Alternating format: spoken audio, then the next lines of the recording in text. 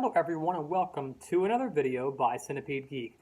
Today I'll be talking about a book by the name of Merrick. It is a part of the Vampire Chronicles series. The author is Anne Rice, of course. There's the front cover, back cover. And I believe this even might have her signature in here. There also has some interesting and neat artwork in there on the inside. I believe that could possibly be her signature.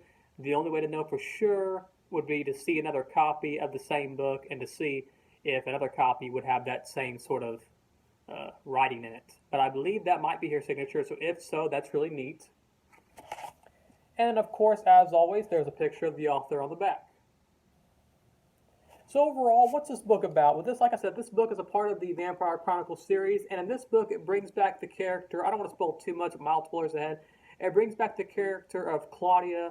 Luis or Louis, he's in a state of distress, and he wants to make sure that Claudia's soul or ghost is at rest, that she's went to the light, that she's at peace, and that she's not just off wandering around in the darkness pretty much. So they get a hold of this. So with David's help, they get a hold of this ancient witch named Merrick from the Talamasca order, and they say, hey, we need your help. Let's see if we can bring her back. Let's see if we can put her body to rest, or her ghost or soul to rest. Overall, I really enjoyed this entry into the series. This is a really neat one, as it fully and awarely dives deep into the backstory of Merrick as they go off as David and her go off to the jungles of Guatemala, and they fall in love, and it's a taboo love of sorts. As always, these are always, in my opinion, sort of controversial stories, similar to the first story of Interview with the Vampire, as you have this young 6 or 7 year old girl vampire fall in love with a man that's much older than her, as he falls in love with her too, and they can't act upon their desires because they're vampires and because of the age difference between them and stuff like that. This is a little similar to that in the case that you have this 70-year-old man and then a 24-year-old girl, but in this sense, they do end up falling in love, and they do act upon their desires in the jungles of Guatemala, and they end up having sex. And so it's just a little interesting that it takes that route, and then it kind of dives back into that later on, since now, because if you've read Tales of the Body Thief, you now know that he's now in a younger body, so he's no longer in that old man form that he once was in. He's in a new body now.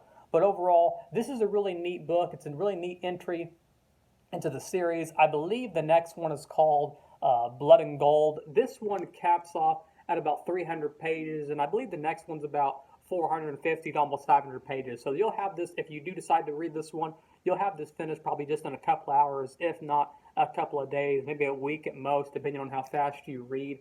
What are some other things I enjoyed it? And I liked how this one, Luis, a lot of people's favorite character is probably Lestat, and Lestat isn't in this book as much as he is in previous books due to the fact that this is from the perspective of David's character, from the Order of Talamasca, if I'm pronouncing that right. Forgive me if I'm not pronouncing these names right. But I like how this one is from David's perspective, and we get to see Luis a lot more than we're normally used to seeing him. Normally he just pops up sort of at the beginning and the end of certain books. He's in an Interview with the Vampire, the first book, a lot, and then throughout the franchise or series of books, he just kind of pops up every now and then. But in this one, he's there quite a bit. As you know, Lestat is in almost sort of a, spoiler coming up, he's in almost sort of a comatose state or a slumber of some kind that they can't sort of rouse him out of until the very end of the book, whenever Luis decides to kill himself by laying in a coffin in the sun, similar to events of previous books that Lestat also tried to do, and now holds almost like a permanent golden marking on all over his skin because of it. And now Luis kind of did the same thing, so I thought that was really cool. It was almost like previous books foreshadowed the events in this book. Overall, a really neat entry into the series. As I said earlier, I'd have to give this book a straight 5 out of 5. I really enjoyed the ending.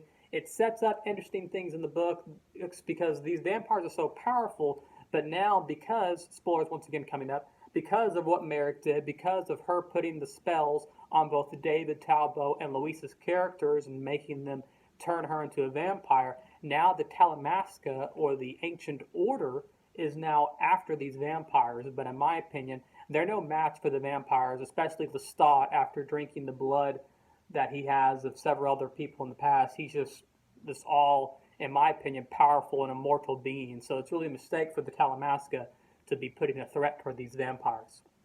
But either way, great book. Once again, thanks for watching another video by Centipede Geek of the Anne Rice book of the Vampire Chronicles series in the name of Merrick. Make sure to like, comment, and subscribe below.